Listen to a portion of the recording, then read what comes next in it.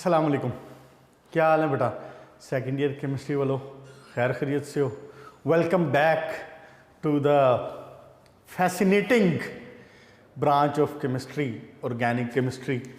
इसको स्टार्ट करते हैं। हमने लास्ट लेक्चर में ज़रा इसका एक स्टार्टअप ले लिया था और इंट्रोडक्शन उसमें हो गया था, और ऑब्वियसली मैंने आपको इम्पोर्टेंस भी इसकी बता दी थी कि ऑर्गेनिक केमिस्ट्री की। तो अब हम इसको ज़रा बाकायदा देखते हैं, और पहली बात हम इसमें ये देखेंगे कि वो रीजंस क्या हैं, वो फीचर्स क्या हैं जिसकी वजह से organic chemistry is the organic chemistry. Organic chemistry है क्यों? ऑब्वियसली ऑर्गेनिक केमिस्ट्री के कंपाउंड्स में कोई ना कोई ख़ास बात तो होगी ना, जो कि बाकी इनऑर्गेनिक केमिस्ट्री के 117 118 कंपाउंड्स में नहीं है। कोई ना कोई ख़ास बात तो होगी ना। तशरीफ लाएं पेज नंबर 119 पे। सम फीचर्स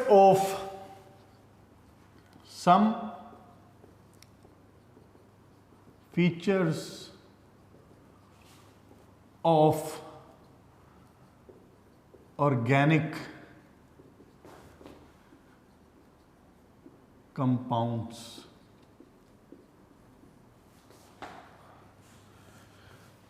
क्या खसूसियात हैं जनाब ऑर्गेनिक कंपाउंड्स की? इनमें सबसे पहली खसूसियत जो कि आपने पहले पढ़ी हुई है वो है catenation.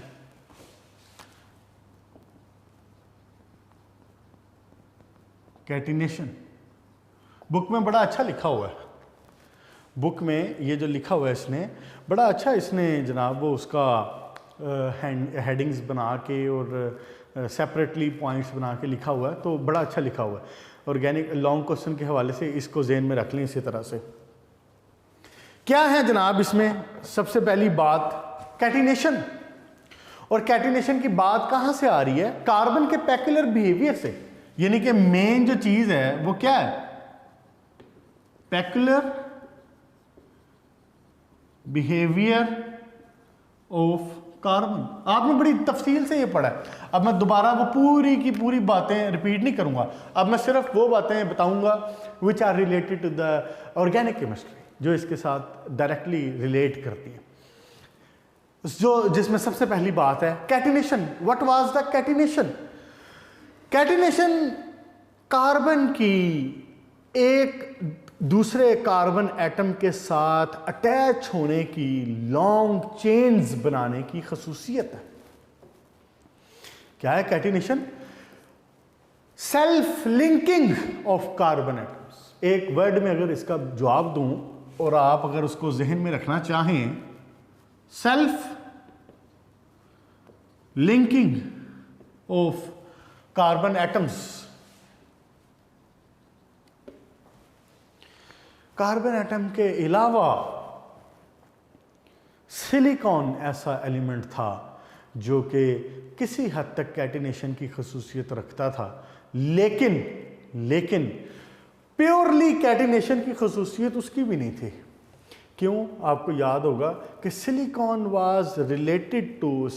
Was connecting to the other silicon atom through oxygens. Silicon oxygen. लेकिन कार्बन भाई साहब इस बात से और इस खसूसियत में अरूज रखते हैं और कमाल रखते हैं कि carbon can attach directly to other carbon atom and that carbon atom can attach to an other carbon atom. तो then there will be no limit. मतलब frankly you can have the carbon atom carbon chain के जनाब जिसमें एक carbon हो, अकेले ही carbon हो, बस साथ में कार्बन के साथ हाइड्रोजन हो जाए या कोई और ऑक्सीजन हो जाए या नाइट्रोजन हो। यानी आई मीन टू से कि एक कार्बन एटम भी मौजूद हो सकता है और फिर आप हजारों की चेन भी बना सकते हैं। यानी ये कार्बन एक और कार्बन से अटैच, वो एक और कार्बन से अटैच, वो एक और कार्बन से अटैच, वो एक और कार्बन से अटैच। इधर से ये एक और से अटैच, ये एक और से अटैच, ये एक और से अटैच, ये जनाब आगे मजीद, ये इस तरफ मजीद, ये इस तरफ मजीद। ये कमाल है कार्बन का कि वो ये खसूसियत रखता है। और फिर हमें यह पता चलता है कि इसके अंदर एक कार्बन से लेकर हजारों कार्बन तक, थोड़े से मॉलिक्यूलर मैस से लेके हजारों के मॉलिक्यूलर मैस तक बात जा सकती है। यही वजह है कि कार्बन एटम के जो ऑर्गेनिक कंपाउंड हैं वो हजारों और लाखों की तादाद में है, इसकी इसी प्रॉपर्टी की वजह से।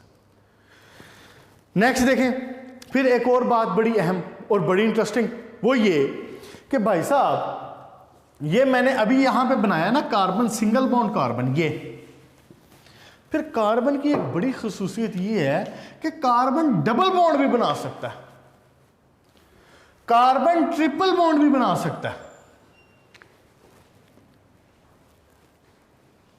सिंगल बॉन्ड तो बना ही रहा है, वो उसमें डबल बॉन्ड भी बना सकता है, वो उसमें ट्रिपल बॉन्ड भी बना सकता है। ये बड़ी बेहतरीन खसूसियत, मल्टीपल बॉन्ड्स बना सकता। ठीक है, यहां तक पैक्युलर बिहेवियर और कैटिनेशन की बात खत्म हुई। नेक्स्ट देखें, नॉन आयनिक करैक्टर होता है इसका। ये रेज कर देता हूं मैं, सिर्फ यहां पे अब हेडिंग्स लिखता हूं और उनको थोड़ा सा एक्सप्लेन करता हूं साथ में। हेडिंग्स आपने यही यूज करनी जो सारी बुक में लिखी हुई है, कोई फर्क नहीं है, कोई मसला नहीं है। Non ionic nature, carbon ionic bond नहीं बनाता, कार्बन कोवेलेंट बॉन्ड बनाता है। Covalent bonding. ऐसा क्यों है? क्योंकि कार्बन की जो इलेक्ट्रोनेगेटिविटी है वो बड़ी मॉडरेट सी है, बड़ी खूबसूरत पॉइंट पे। जो कंपाउंड की इलेक्ट्रोनेगेटिविटी बहुत ज्यादा हो, जिस कंपाउंड की इलेक्ट्रोनेगेटिविटी बहुत कम हो, वो आयनिक की तरफ जा सकता है। लेकिन कार्बन की जो इलेक्ट्रोनेगेटिविटी है बड़ी मुनासिब सी, बड़ी मॉडरेट सी है, 2.5 के करीब। तो इसकी जब इलेक्ट्रोनेगेटिविटी 2.5 है, यहाँ पे इस बात से मिक्स नहीं करना वो पॉलिंग स्केल वाली बात से कि जी 1.7 से ज़्यादा होगी तो इसको तो आयनिक बॉन्ड बनाना चाहिए। वो डिफरेंस ऑफ इलेक्ट्रोनेगेटिविटी होता है, जहाँ पे वो आप कहते हैं ना कि जी 1.7 से इलेक्ट्रोनेगेटिविटी ज़्यादा होगी, तो वहाँ पे एक वर्ड भूले ना, वो ये कि 1.7 से डिफरेंस ऑफ इलेक्ट्रोनेगेटिविटी ज़्यादा। दो एलिमेंट जब आपस में मिले हों, दो एलिमेंट आपस में बॉन्डिंग बना रहे हों, तो उनका डिफरेंस ऑफ इलेक्ट्रोनेगेटिविटी अगर 1.7 से ज़्यादा होगा तो बॉन्ड विल बी आयनिक, कम होगा तो बॉन्ड विल बी कोवेलेंट। ऐसे है ना। लेकिन यहां पे जो मैं बात कर रहा हूं वो स्पेसिफिकली कार्बन की इलेक्ट्रोनेगेटिविटी की बात कर रहा हूं, कोई 2.5 होती है इलेक्ट्रोनेगेटिविटी की। ये बातें भी सारी आपने पढ़ी हुई हैं 4th चैप्टर में। अब वहां पे हमने आपको पूरा बेसिक्स उस हवाले से दे दिया हुआ है, इसलिए मैं उनको बहुत ज़्यादा टच नहीं करूंगा, अब उनमें बहुत डिटेल में नहीं जाऊंगा। तो इसलिए carbon can have covalent bonding only, carbon covalent bond बनाता है। अब कोवेलेंट लिंकेज की ये बड़ी खसूसियत है, क्या कि इलेक्ट्रॉन्स का लेन देन की झगड़ा नहीं है। बात गौर से समझिए आप, इलेक्ट्रॉन्स का लेने देने का झगड़ा नहीं है कि जी इलेक्ट्रोनेगेटिविटी ज्यादा है तो जी मैं इलेक्ट्रॉन छीन लूं, इलेक्ट्रोनेगेटिविटी कम है तो जी दूसरा एलिमेंट के मैंने इलेक्ट्रॉन लूज कर दिया, ओहो अब मैं क्या करूं। ऐसे ही है। कार्बन की इलेक्ट्रोनेगेटिविटी इतनी मुनासिब सी है, वो कहता है भाई साहब लेने देने का झगड़ा क्यों हम इस फाइट में पड़े कि जी या तो रोटी आप खाओ या तो रोटी मैं खाऊं, या तो इलेक्ट्रॉन आपका हो या तो इलेक्ट्रॉन मेरा हो। कार्बन कहता है कि सुलह सफाई से जब काम हो सकता है तो वाई टू फाइट।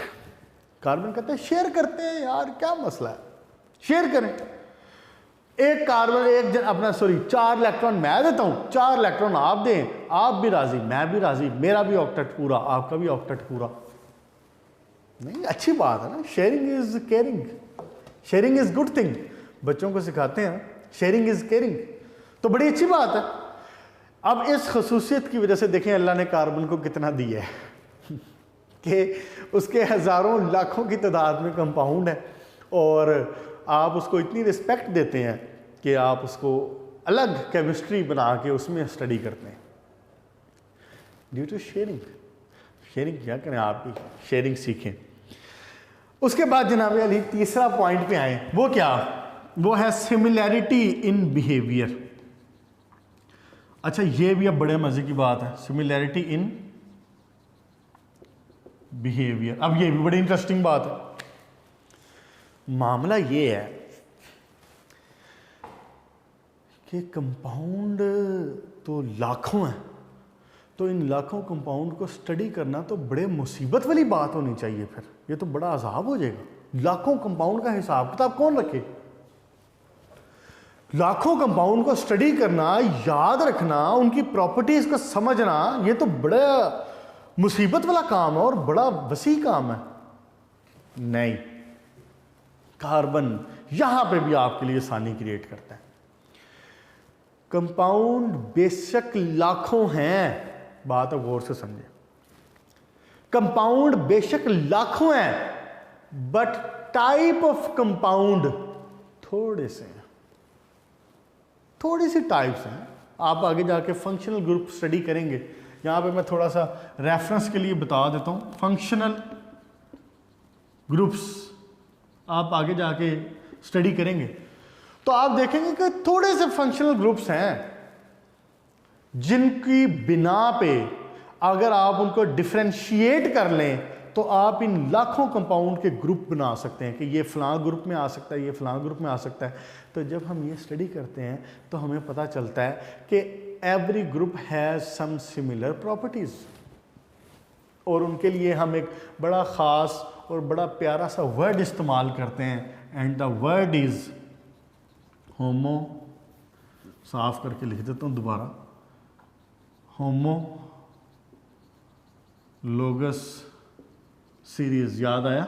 आपने 10th में इसका नाम सुना होगा, होमोलोगस सीरीज। होमोलोगस सीरीज वो सीरीज होती है इन विच, यानी उस सीरीज में जो कंपाउंड फॉल करेंगे they will have same properties. मिसाल के तौर पे बात को समझाने के लिए बता रहा हूं कि जी एक ग्रुप है कीटोन। अब इस होमोलोगस सीरीज में जो कीटोन है वो सारे के सारे रख दिए जाएंगे। क्यों? Ketone will be carrying same properties. एक ग्रुप होगा जनाब एस्टर, इसमें सारे के सारे एस्टर्स को उठा के रख देंगे और इस सीरीज को कहेंगे होमोलोगस सीरीज, इस सीरीज को कहेंगे होमोलोगस सीरीज। तो हम इन लाखों कंपाउंड्स को ग्रुप्स में डिस्ट्रीब्यूट कर सकते हैं, अरेंज कर सकते हैं, and then we come to know, then we came to know कि जी ये जो ग्रुप्स बनाए गए हैं they carries the same properties, they have the same properties, और उन्हीं को फिर हम होमोलोगस सीरीज कहते हैं। ये आगे इंशाल्लाह फंक्शनल ग्रुप में दोबारा बात होगी इसकी। नेक्स्ट देखें जनाब, complexity of organic compounds. Organic compound अच्छे खासे कंप्लेक्स भी होते हैं। बात इतनी सादा नहीं है, बात इतनी सादा नहीं है। कंप्लेक्सिटी, ऑर्गेनिक कंपाउंड बेशक एक भी है, एक कार्बन और 4 हाइड्रोजन लगे हों, एक कार्बन और 4 हाइड्रोजन, आपको पता है ना कार्बन 4 ही बॉन्ड बना सकता है, वैलेंसी कार्बन की 4 होती है। तो एक कार्बन और 4 हाइड्रोजन लगे हों तो ये मीथेन बन गया, ये एक ऑर्गेनिक कंपाउंड है। ठीक हो गया। हाइड्रोकार्बन भी इनको कहते हैं, केमिस्ट्री ऑफ हाइड्रोकार्बन्स, कार्बन और हाइड्रोजन, हाइड्रोकार्बन। तो ये एक ऑर्गेनिक कंपाउंड बन गया। लेकिन organic compounds are far more complex also. अब यहां पे आता है आपका बायो, यहां पे आती हैं आपके लिविंग ऑर्गेनिजम्स में ऑर्गेनिक कंपाउंड, हजारों लाखों की तादाद। जैसे एक एग्जांपल दूं, एक आप नॉर्मली वर्ड आपने सुना होगा स्टार्च, C6H10O5, लेकिन बात सिर्फ C6H10O5 तक नहीं रहती, ये तो एक उसका यूनिट है C6H10O5। मतलब कि कार्बन 6, 10 हाइड्रोजन, 5 ऑक्सीजन ये लगा तो वी विल से कि ये स्टार्च का एक मॉलिक्यूल है। लेकिन मसला ये कि बात यहाँ तक नहीं रहती, हजारों और लाखों ये स्टार्च के मॉलिक्यूल आपस में अटैच हो सकते हैं, जिसको हम फिर शो करते हैं, मेंशन करते हैं बाय पुटिंग एन। इनका मैस लाखों में होता है। स्टार्च, कार्बोहाइड्रेट्स, लिपिड्स, फैट्स, जो कि हम कभी भी अपनी बॉडी के ऊपर हम कहते हैं जी फैट रिड्यूस करें, फैट रिड्यूस करें। प्रोटीन्स, ये सारे मैक्रो मॉलिक्यूल, मैंने जिक्र किया था ना चैप्टर 14 में इंशाल्लाह डिस्कस होगा। मैक्रो मॉलिक्यूल्स, बड़े बड़े मॉलिक्यूल, इसीलिए इनको मैक्रो मॉलिक्यूल कह रहे हैं। मैक्रो, क्या वर्ड यूज कर रहा हूं? Macro molecules. Molecules, micro USB होती है ना आपकी, जो आप इसको यूएसबी इस्तेमाल करते हैं, आप उसको कहते हैं माइक्रो यूएसबी। फिर आप कहते हैं माइक्रो सिम कार्ड, कहते हैं ना मोबाइल में इस्तेमाल करते हैं। फिर माइक्रो जो स्टोरेज डिवाइस है एमएसडी, जो आप जिसको मेमोरी कार्ड जिसको आप बोलते हैं, वो आप इस्तेमाल करते हैं। माइक्रो मतलब स्मॉल, मैक्रो लार्ज, बड़ा। तो मैक्रो मॉलिक्यूल्स भी हैं which are far more complex, अच्छे खासे कॉम्प्लेक्स है। उसके बाद जनाब अली एक बड़ी अहम प्रॉपर्टी इसकी, क्या नाम है इसका, ऑर्गेनिक कंपाउंड्स की, and that property is isomerism. Isomerism, iso मतलब क्या होता है केमिस्ट्री में? सेम। आइसोमेरिज्म का क्या मतलब हुआ? जिनका मॉलिक्यूलर फॉर्मूला सेम लेकिन structure different. Molecular formula same, structure different. मिसाल के तौर पर कार्बन कार्बन कार्बन कार्बन, इधर जनाब अली हाइड्रोजन, इधर हाइड्रोजन, इधर हाइड्रोजन। मिसाल के तौर पे एक एग्जांपल बना रहा हूं, इधर हाइड्रोजन, यहां पे हाइड्रोजन, यहां पे हाइड्रोजन, इधर CH3। CH3 लिख दें या इसी तरह लिख दूं, आप कंफ्यूज ना हो। फिलहाल अभी ऑर्गेनिक स्टार्ट हो रही है। एक आपके सामने कंपाउंड है जिसमें 4 कार्बन के एटम जो हैं वो यूं लगे हुए हैं, और हर कार्बन के साथ यहाँ पे 3 हाइड्रोजन है, यहाँ पे 1 हाइड्रोजन है, सॉरी, यहाँ पे 2 हैं, इस कार्बन के साथ 3 है। आपको मैंने बता दिया कि carbon can make 4 bond only. Carbon कितने बॉन्ड बना सकता है? 4। हर कार्बन के 4 बॉन्ड बने हुए हैं, 1 2 3 4, 1 2 3 4, 1 2 3 4, 1 2 3 4। यहाँ पे एक CH3 ऊपर लिखा हुआ है। अगर मैं इसका मॉलिक्यूलर फार्मूला बनाना चाहूँ तो मैं क्या लिखूंगा? मैं लिखूंगा एक कार्बन, दूसरा कार्बन, तीसरा कार्बन, चौथा कार्बन, पांचवा कार्बन, C5। हाइड्रोजन कितने? 3, 4, 4 और 3 7, 8, 9, 10, 11, 12। मैं कहूंगा C5H12। मॉलिक्यूलर फार्मूला बन गया। अगर ये CH3 यहां की बजाय ये CH3 यहां पे लगाओ, मैंने क्या किया? मैंने सिर्फ इस CH3 की पोजीशन चेंज की है, और तो कुछ नहीं किया। पहले CH3 लगा था यहां पे, अब ये CH3 लगा हुआ है यहां पे, सिर्फ मैंने पोजीशन चेंज की है ना। तो इसका मॉलिक्यूलर फार्मूला अभी भी क्या होगा? 1 2 3 4 5 कार्बन, और आप गिन लें 12 हाइड्रोजन ही होंगे अभी भी, लेकिन इसका स्ट्रक्चर डिफरेंट हो गया, इसकी प्रॉपर्टीज डिफरेंट हो गई। Isomer, same molecular formula, molecular formula दोनों केस में सेम है। जब यहां था उस वक्त भी C5H12 था, यहां है इस वक्त भी C5H12 है, लेकिन स्ट्रक्चर डिफरेंट हो गया। जब स्ट्रक्चर डिफरेंट हुआ तो properties different. Isomerism, big important property, big important feature of organic compound. इस चैप्टर के लास्ट में हम आइसोमेरिज्म के बारे में तफसील से पढ़ेंगे। Next time rate of organic reactions. Organic compound के जो रिएक्शंस है ना, ये कोई बहुत फास्ट नहीं होते। इनके reactions, 6th rate of reaction. ये रिएक्शन बहुत फास्ट नहीं होते, रिएक्शन स्लो हुआ करते हैं। मोस्टली रिएक्शन स्लो होते हैं, इसलिए तसल्ली के साथ, आराम के साथ, जैसे वो कहते हैं ना slow and steady wins the race, वो वाली बात है इनकी। आराम से रिएक्शन होगा तसल्ली के साथ, जिसकी वजह से कंपाउंड्स भी बेशुमार फिर बनते चले जाते हैं। उसके बाद नेक्स्ट देखें जी, सॉल्युबिलिटी।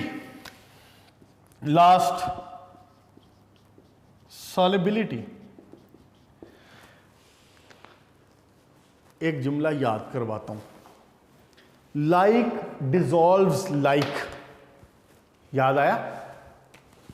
Like dissolves like. मतलब क्या था इस जुमले का?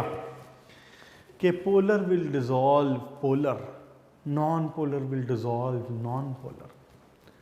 Mostly organic compounds are non polar. Organic compounds are mainly, these are non polar. तो नॉन पोलर को किस में डिजॉल्व होना चाहिए? नॉन पोलर में। पोलर को किस में डिजॉल्व होना चाहिए? पोलर में। क्लियर होगी बात? इसलिए सॉल्युबिलिटी की जब हम बात करेंगे तो हम ये कहेंगे कि क्योंकि organic compounds are non polar, they prefer to dissolve in non polar solvent.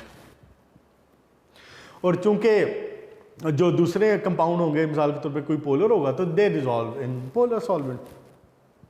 यहां पे एक सवाल पैदा होता है। सवाल ये है, शुगर, चीनी, शुगर भी तो एक ऑर्गेनिक कंपाउंड है। Glucose, sucrose, fructose, sugars are organic compound.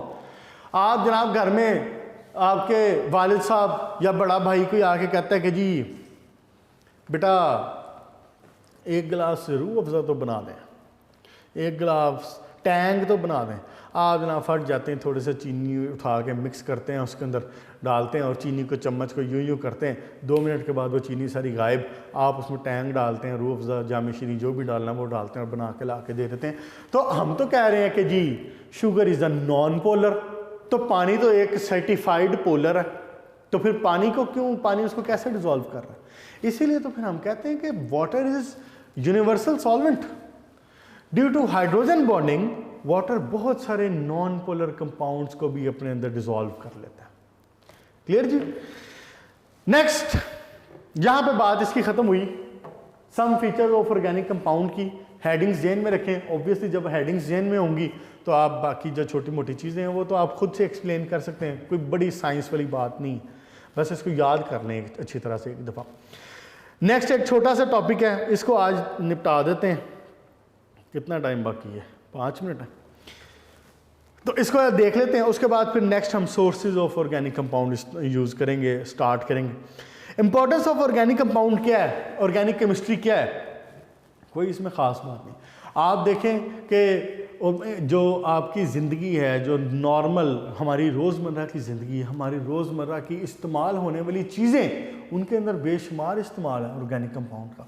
जैसे कि मिसाल के तौर पे हमारे लिविंग सिस्टम्स में वही सारी बातें वैसे जो मैंने पहले रिपीट की हुई हैं, जो सारी मैंने इन्फॉर्म आपको पहले किया हुआ है।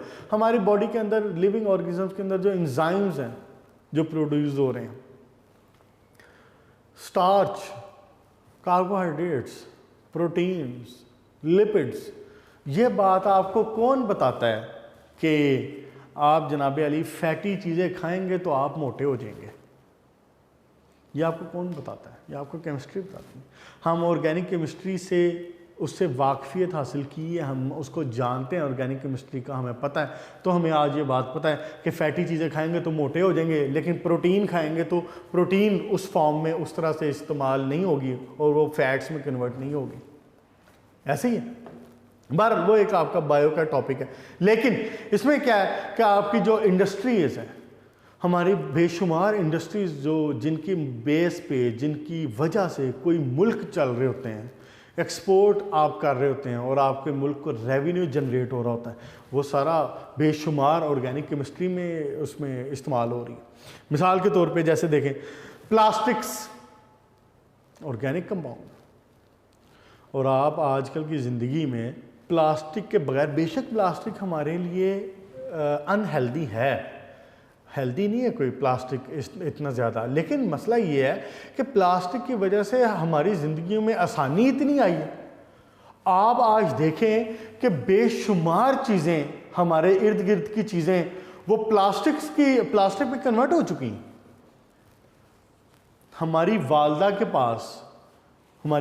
पास या हमारी दादी अम्मा के पास जो वॉशिंग मशीन या जो इस तरह की चीज़ें थी, जो पंखे थे, आपको आज भी याद हो, आपने अपने घर में कोई पुराना पंखा या कोई इस तरह की चीज़ें देखी हो तो वो सारी लोहे की चीज़ें हुआ करती। वॉशिंग मशीन लोहे की हुआ करती थी। मेरी अपनी वालदा के पास जो वॉशिंग मशीन थी वो लोहे की थी, लेकिन अब आपको लोहे की वॉशिंग मशीन मिलती है? कहीं से भी नहीं मिलती। पंखे, इवन आपके जो घरों में पेडिस्टल फैन इस्तेमाल होता है, गाड़ियों में इस्तेमाल होने वाली चीज़ें, हमारी शॉपिंग में इस्तेमाल होने वाली चीज़ें, बच्चों के खेलने की चीज़ें। आप इमेजिन करें कि आपके इर्द गिर्द जो बच्चे आपके खेलते हैं, छोटे भांजे भांजियाँ या बहन भाई, वो इस्तेमाल करते हैं, वो प्लास्टिक कितना इन्वॉल्व है हमारी ज़िंदगी में। फिर उसके बाद रबड़, सिंथेटिक रबड़ जो हम बनाते हैं, गाड़ियों के टायर, इसके अलावा बेशुमार जगह पे रबड़ इस्तेमाल हो रहा है। जो हम बना रहे हैं, प्रोड्यूस कर रहे हैं, उसको इस्तेमाल कर रहे हैं, ये सारे ऑर्गेनिक कंपाउंड। आप इसका रबड़ के बारे में पढ़ेंगे भी थोड़ा सा, प्लास्टिक्स के बारे में, रबड़ के बारे में। उसके बाद मेडिसिन मैं जिक्र कर चुका हूं इनका। फिर बड़ी एक अहम और इंटरेस्टिंग चीज, प्रिजर्वेटिव क्या है? आप जनाब अली कोई बोतल, कोई जूस, कोई खाने की चीज उठा के देखें, 90% चीज़ों के ऊपर आप देखेंगे कि उसके अंदर प्रिजर्वेटिव्स लिखा होगा वर्ड। उनके इंग्रेडिएंट में जाएं ना, किसी भी बॉटल जूसेस वगैरह में जाएं, उसके इंग्रेडिएंट में जाएं, उसको पढ़ें, वहाँ पे क्या लिखा? प्रिजर्वेटिव क्या करते हैं? वो उस चीज़ को डिटोरिएट होने से बचाते हैं, उसको ख़राब होने से बचाते हैं, ऑर्गेनिक कंपाउंड्स। अच्छा जी, उसके बाद पेंट्स, ऑर्गेनिक केमिस्ट्री सारी की सारी। वार्निशेस जो आप फर्नीचर पे इस्तेमाल करते हैं कि फर्नीचर ख़राब ना हो, उसकी चमक के लिए। फिर textile, fibre, fertiliser, pesticide, detergent, cosmetics. Last time मैंने कहा था ना कि कॉस्मेटिक्स के बगैर जो है ना फिर ख़वातीन के लिए बड़ी मुश्किल होगी। और कॉस्मेटिक्स क्या है? सारी की सारी ऑर्गेनिक केमिस्ट्री। फिर डाइज, कलर्स और ये सारी चीज़ें, ये सारा कुछ क्या है? बेसिकली ऑर्गेनिक केमिस्ट्री के कंपाउंड। इंफॉर्मेशन के लिए शॉर्ट क्वेश्चन के हवाले से जेन में रख लें कि एमी कहीं पे पूछ लेता है कि जी बताएं जी ऑर्गेनिक केमिस्ट्री की क्या इंपॉर्टेंस है हमारी ज़िंदगी में, तो शॉर्ट क्वेश्चन के हवाले से 2-4 चीज़ें जेन में रखें। नेक्स्ट देखें sources of organic compound. Next long question है, इंशाल्लाह तो इसको नेक्स्ट टॉपिक में करेंगे, सॉरी नेक्स्ट लेक्चर में करेंगे इसको सोर्सेज। लेकिन एक जनरल से सिर्फ इंफॉर्मेशन देता हूँ कि बेसिकली जो ऑर्गेनिक कंपाउंड है वो कहाँ से हासिल किए जा रहे हैं। ऑर्गेनिक कंपाउंड, कुछ बेशुमार ऑर्गेनिक कंपाउंड तो मैंने आपको बताया ना, we manufactured, we synthesized in the lab, लाखों की तादाद में लैब में बनाए गए हैं, खुद बनाए हैं हमने। लेकिन बहुत सारे इसके नेचुरल सोर्सेज भी हैं, तो हम उस पर देखेंगे इंशाल्लाह ताला नेक्स्ट लेक्चर में कि इसके नेचुरल सोर्सेज क्या हैं। आज हमने क्या पढ़ा है? आज हमने बेसिकली पढ़ा है कि जी इनके इम्पोर्टेंट फीचर क्या हैं, ऑर्गेनिक कंपाउंड के इम्पोर्टेंट फीचर क्या हैं। वो हमने देखा कि जनाब पैक्युलर बिहेवियर ऑफ कार्बन, और उसमें अहम चीज़ कैटिनेशन। उसके बाद non ionic nature, covalent bonding. फिर हमने देखा कि सिमिलैरिटी इन बिहेवियर है। सिमिलैरिटी इन बिहेवियर किन बिना पे है? वो उसके ग्रुप्स की बिना पे है, वो उनकी होमोलोगस सीरीज जो बना लेते हैं उनकी बिना पे कि एक होमोलोगस सीरीज कहती है उनको है which have the same properties. Homo मतलब सेम। उसके बाद फिर हमने बात की कि complexity, organic compound, some organic compound are simple से भी हैं, 1 carbon, 2 carbon, 5 carbon, 10 carbon, but many of them are containing hundreds of carbons, और उसमें उनकी वजह से उनका जो मॉलिक्यूलर मास है वो हज़ारों और लाखों में जाता है।